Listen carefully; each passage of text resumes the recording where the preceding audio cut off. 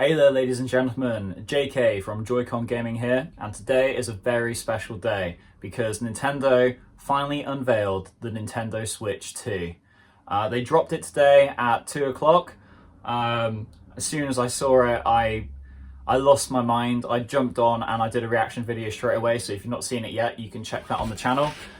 This video, I'm going to be doing a deep dive on the announcement trailer. I'm going to be watching it, frame by frame with you guys, giving my more detailed take now that I've had some time to soak it in. I've watched the trailer probably 20 times now. I've been on X looking what everyone's, had to say, talking to different people about it. So yeah, I've got some thoughts. It'll be cool to share it with you guys. And also, share it with me as well in the comments.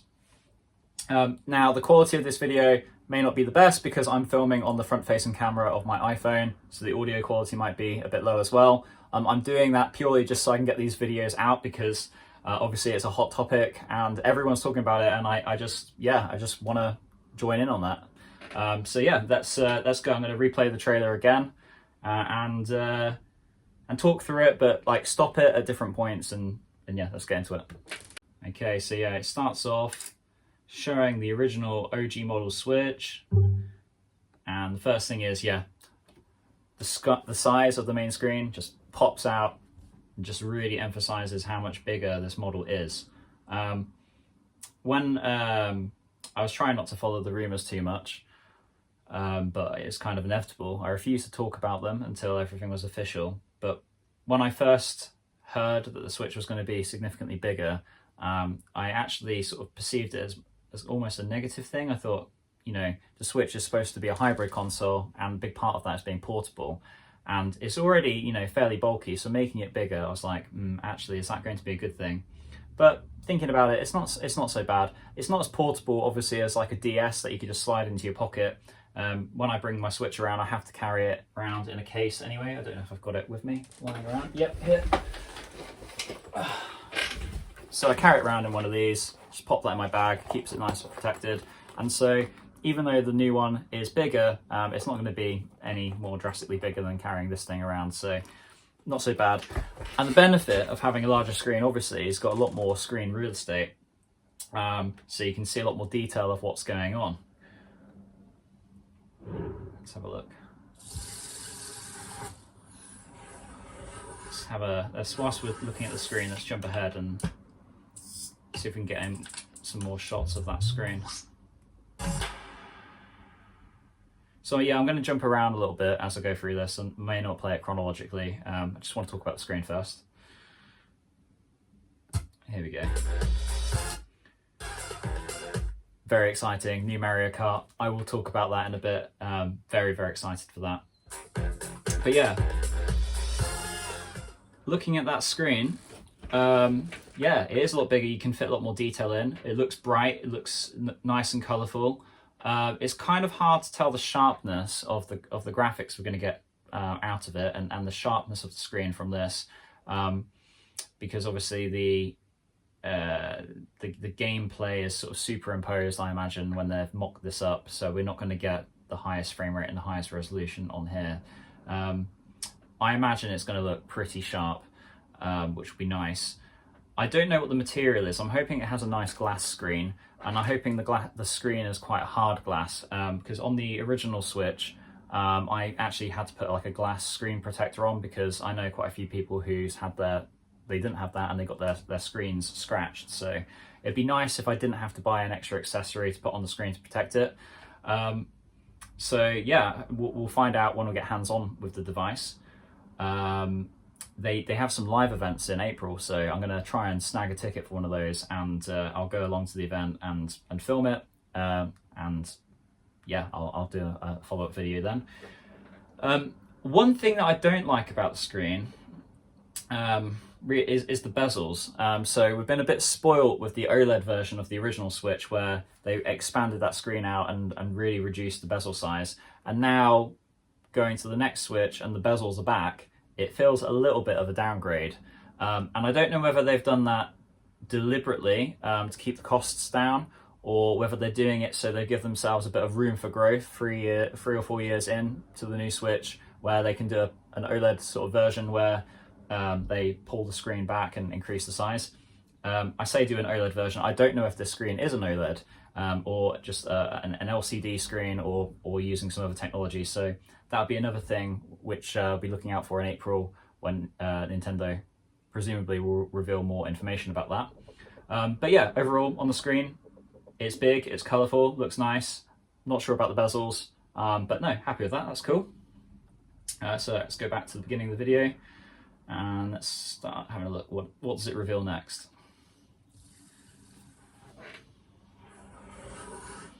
Okay, yeah, so it shows you the side of the Switch with that cutout already, quite intriguing. The actual, the metal chassis looks quite nice. It's a little bit speckled. It looks like it's got a bit of texture, so it's not completely smooth. It's got a bit of grip. It actually does look quite premium because it sort of implies a bit of weight and heft to it, which I like. Yeah, interested to see how heavy and hefty the device is. I actually quite like having a bit of heft on a device. Obviously, with a handheld, it can't be too heavy because you'll be holding it for a long time. Or if you play on the Switch in bed like me, and you eventually fall asleep and it smacks you in the face, you don't want it to be too heavy. But yeah, that was cool. Yeah, we can see the air vents on this shot as well. They've got like a little, like sort of 2 protective layers on there. They've got this mesh. Now I know, I've seen some pictures on the internet where people's mesh has sort of caved in. I don't know how they've managed to do it. I'm guessing they've wedged it against something and it's popped out, so hopefully these are quite sturdy. Obviously the main thing on the screen is that USB-C port and the alignment. So yeah, USB-C port on the bottom as we would expect. Top looks almost identical to the OLED, apart from the addition of the USB-C port on the very top, and now that is rather interesting. So initially I thought, it must be so that if you've got it in tabletop mode and it's running on a battery, you don't have to lift it up and awkwardly put a cable underneath, you can just plug one into the top. Now that may be the case, but I feel like that port on the top is going to be used for something more.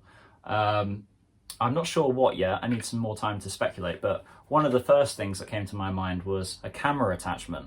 So if you've got the Switch in the dock or in tabletop mode, you could clip a camera on the top.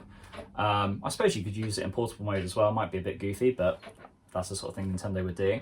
And yeah, the camera could be used for different gameplay. So if you guys if are familiar with it, on the PlayStation 2, they had this device called an iToy, and you would basically take footage of yourself, which would then be superimposed on the game. So they had this iToy party style game, which was a little bit like WarioWare, where there's all of these sort of mini games that you would play using your body to do different inputs and actions in the game. And I just feel like that would be so Nintendo, and they could steal that idea, add it onto the Switch too, and it'd be pretty cool. Also, it may not be my favorite game, but Just Dance series is incredibly popular on the Nintendo Switch. It's also on PlayStation 5, but when you look at the split in the sales numbers between Switch and PlayStation, it's just ridiculous, because for the PlayStation you have to use your mobile phone for the motion controls input in the game, whereas on Switch you've got the Joy-Cons, and I think that's partly one of the reasons why it's so much more popular on the Switch. But yeah, having a camera that you could clip on, that could be used for games like Just Dance, and that'd be quite an interesting thing to do. So yeah, that's the USB-C port on the top. We've got our headphone port as well. And then, yeah, now we've got the kickstand. It's a lot higher up on the model than the OLED version, and it's a lot thinner as well. Overall, it looks nice, quite premium. You've got a very wide variety of angles that you can adjust it at, which is perfect. It looks quite sturdy as well, which is nice. Actually, going back to the stand, the kickstand. On the OLED model, the micro SD card slot, so you could upgrade the storage, was hidden behind it, and having a thicker kickstand hid it quite well. this is quite thin, and I'm struggling to see on here where that micro SD card slot is. Now there's a little groove on the back bottom right, which may be where it goes. I'm hoping they have included it because you know, it's the internal storage in the original Switch wasn't you know, the largest, so being able to upgrade it was perfect, and you could upgrade it at the time that suited you. I really hope that they keep that. I think they'd be really silly not to, so I'm going to assume that it's there, but let's keep an eye out for that.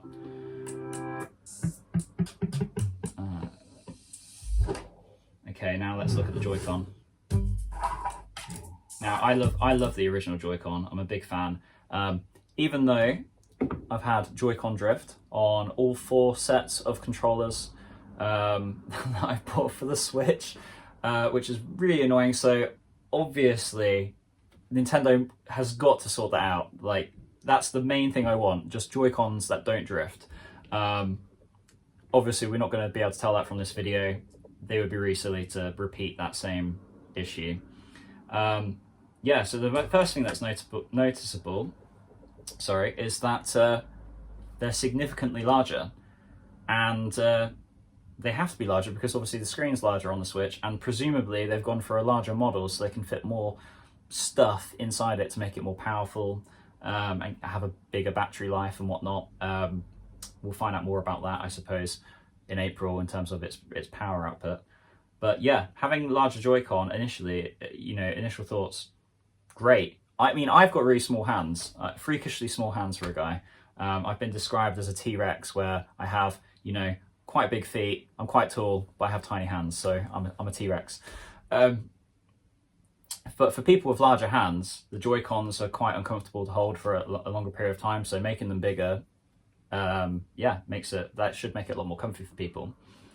The buttons, I don't know if the buttons are any bigger. They do actually look slightly bigger on here, and hopefully they've got a nice feel to them. Nintendo are pretty good with their controllers in terms of the comfort and how they feel. The analog sticks look almost identical. So yeah, everything looks about the same, apart from the size, except there's this new button underneath the home button. And on the leaked models, that little square button had a C written on it, which no one knows, well, no one knew what that would refer to. It looks like in this video it doesn't have a C on it. Now that's either because either the leaks are wrong, or Nintendo's removed it from this mock-up, or maybe they've changed their mind and it's just not going to feature on the button at all. But that button there is rather mysterious, and it'll be really interesting to see what that's used for. Obviously we don't find out within this trailer. I think we're going to have to wait till April for that, but that's very, very intriguing. And yeah, here we go. Look at that. That's just stunningly beautiful. You've got that, let me see if I can go back and get that texture. It's quite hard. I don't know if you can make it out, but the yeah, the body of the Joy-Con, it's got this sort of gritty, textured pattern to it, which definitely makes it look a lot more premium, and I imagine that also makes it more grippy and nice to hold. And then, yeah, the contrast of the colours. So you've still got the contrasting red and blue, or salmon and blue now, it looks like. I mean, I'm colourblind, it looks salmon to me. Either way, love the colours, and it contrasts really nicely with the black. It's really popping. So yeah, the colours are cool. The other really cool thing about this, before I talk about the rail on the inside, is, well, it's not a cool thing, it's a bit of a curiosity. There's this, on the bottom right Joy-Con, there's this odd sort of shape that is in the exact same position the IR scanner was on the original Nintendo Switch. I will be absolutely gobsmacked if they put an IR scanner in this controller. I did a video on this a couple of weeks back, saying I really don't think they are gonna put an IR scanner on the Switch 2, and I laid out all of my reasons why. So go watch that for my reasoning, but I'll be gobsmacked if that's there, if that's returned. And yeah, the inside, let's take a look at that. We'll get a better look in a minute. Here we go. Right. Oh, it happens. Here we go in a flash. Right. There is what appears to be. If I go frame by frame. Yep, here we go. There appears to be two cameras built into the inside of the Joy-Con. It's present on the left blue Joy-Con. Let's see if it's also there on the right. It appears it is also on the right. So looks like there's a new sensor packed into this thing, and that's also very mysterious. Now in the next scene, when we see the Joy-Cons sort of vertically sliding along a table, I think that might imply what that sensor's for. I think it's possibly so you can put the Joy-Con on its side like a mouse and move it across, and then you can click on the top of the Joy-Con exactly like a mouse. So that would open up a whole lot of new gameplay opportunities for the Switch 2. You know, point and click games, RTS games, also mini games and things like that. Maybe even navigating the menu. Maybe artistic games. Maybe we'll see a return of Mario Paint. Who knows? That's going to open up a lot of potential. So yeah, that's very interesting. And also, I feel like it's something Nintendo needs, because so far in the trailer, it looks very, very similar to the original Switch model. So I think they're saving a lot of they're hiding a lot of these little gimmicky things, or these extra features that Nintendo charm. It's going to come through on these sort of hidden sensors, and also I think it's going to really shine through the firmware and the software that they add, and the peripherals that are available with this thing. But we're going to have to find out in April.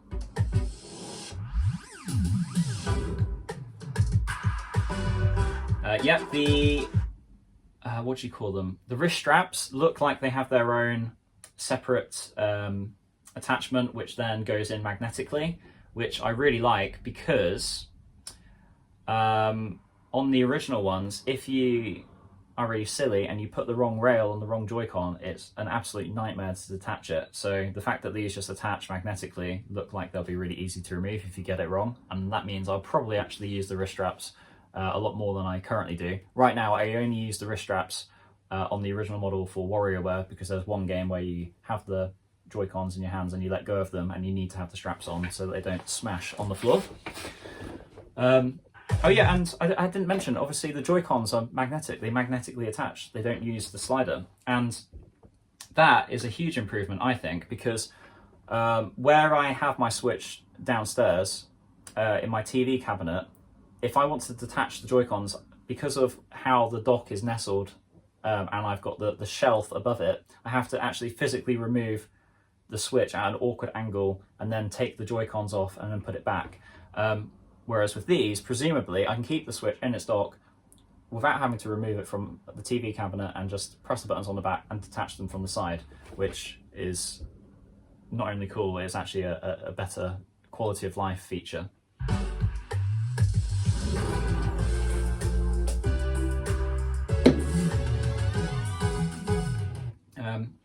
You've got that USB, well, I don't know what you call it, the connector that sticks out the side.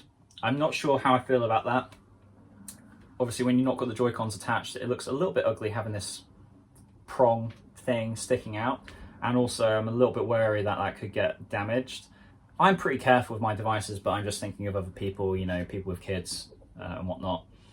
But yeah, it's nice actually you've got the colour on the inside as well. That's nice.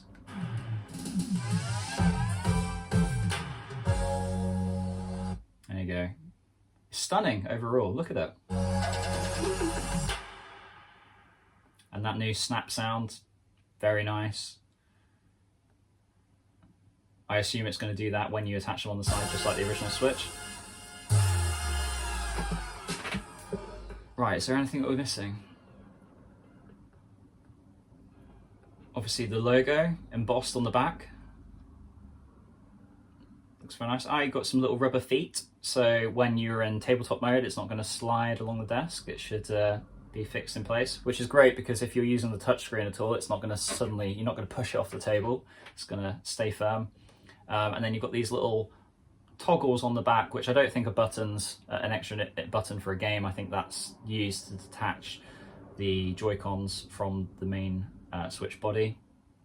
And yeah, it looks very nice, very sleek, kind of similar to an OLED in a lot of ways.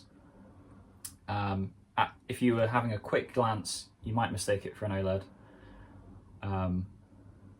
But yeah, I think they've been really smart because the original design was almost perfect.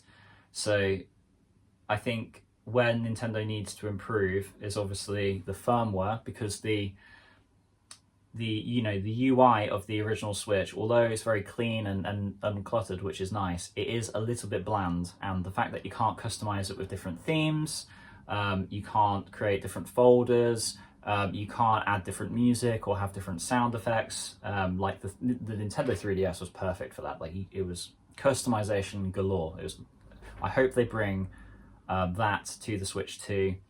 I don't want you to turn it on and it just be a complete minefield of craziness. I would like them by default to keep it nice and simple and clean, but I would like Nintendo to give us the option to customize it to a level that we're comfortable with. Although I think they should inject a little bit of personality, having menu music and things like that again. So yeah, that would give it some differentiation. Another one would be other parts of the firmware, like an inbuilt chat or messenger system, trophies. What else could they do? Things like that. Other services they've added, like if they had Nintendo Music app, if they had things like Netflix and Spotify and other third-party apps, I think that would make a big difference, because there's a lot of people out there who use other home consoles as their media center for their TV. Although a lot of people have smart TVs, I think a lot of people like the convenience of just having the console on and being able to choose their apps and whatnot. And so if they brought those services over to the Switch 2, I think that would give it a bit of another differentiating factor. And then, of course, the biggest one's going to be the actual power of the system and the types of games that it can run. Because the Nintendo Switch is nearly 8 years old. The actual hardware inside it is even older. There's been a lot of games, even games put out by Nintendo, where they're showing their age and the performance has dipped quite a bit. Even titles like Princess Peach Showtime, on the menu screen, the loading screen, for some reason, it has frame rate dips on a loading screen on a 2D platformer game. Well, pseudo 2D, you know what I mean. It's quite shocking. Or Hyrule Warriors Age of Calamity, it stutters in places. I still love it. It's a great game. I think that the average person won't notice it, but I've started to notice it.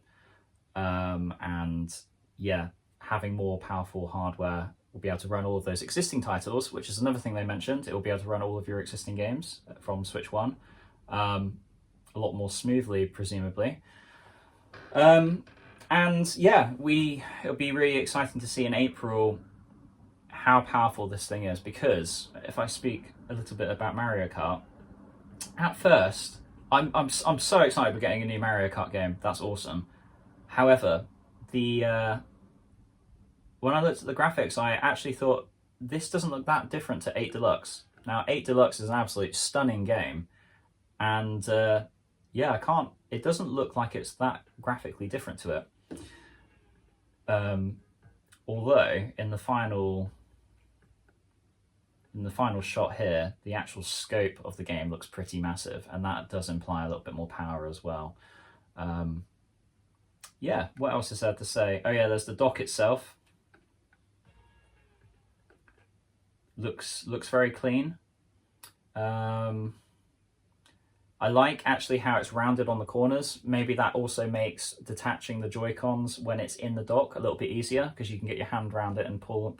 There's nothing to stop them sort of coming forward. You can maybe angle them a little bit as you pull them out. That's nice. So there might be a quality of life reason for that, as well as an aesthetic one. I like the logo in the middle and how it's embossed. You've got your power light down in the left corner. We don't see the back of the dock. That would be interesting to see. Will it have ventilation? How thick is it? I don't think we see the back. Let's just have a quick check. No, we don't. We only see the dock from the front. And then we get to see the Joy-Con grip, which looks pretty much identical to the original one, except for how the Joy-Con's attached to it. And we've got the number 2 logo in the middle. Yeah, final screen about how the games are compatible from Switch 1 onto Switch 2, including digital games. Does it say anything else there? Let's have a quick look. Certain games may not be supported or fully compatible with the Nintendo Switch 2. So that's interesting. I wonder if the Joy-Cons don't have an IR scanner, and maybe it's referring to that. What else may not be supported? That's an interesting one.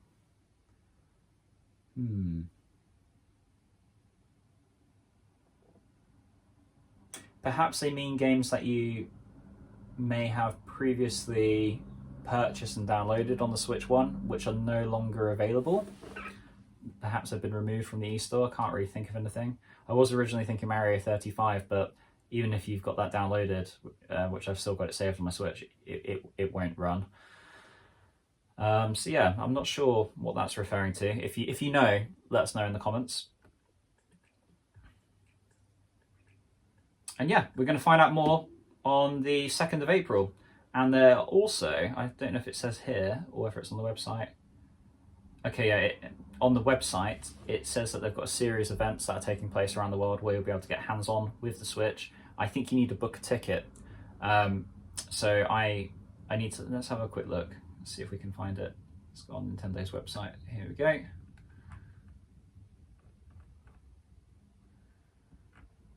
The website's quite nice. It's got a few more animations. Here we go. So I'm in the UK. London, on the 11th to the 13th of April, they've got a Nintendo Switch 2 hands-on event, and you need a Nintendo account in order to register. Let's click to find out more. So they're going to raffle tickets. So you need to apply from the 17th of January, so tomorrow at 2 o'clock UK time. Damn, set your calendars. You need to get in right away. Although they're not going to be doing it based on first come first serve, it is randomly selected, so that's nice. I'm still going to apply at that time just to be safe. It's at Excel in London. Okay, yeah, big exhibition centre. And doesn't look like there's any more info. But yeah, that's it for now on the hardware front. Hope you found this video interesting. If you have any thoughts or if there's anything I've missed, please leave them in the comment section below. Really interested to hear. Hope you've enjoyed the video. My name's JK. This has been Joy-Con Gaming. I'll see you in the next video. And until then, keep sharing the joy. Oh, and also subscribe to the channel because we've got a goal of hitting 100 subscribers before the end of the month. See you in the next video.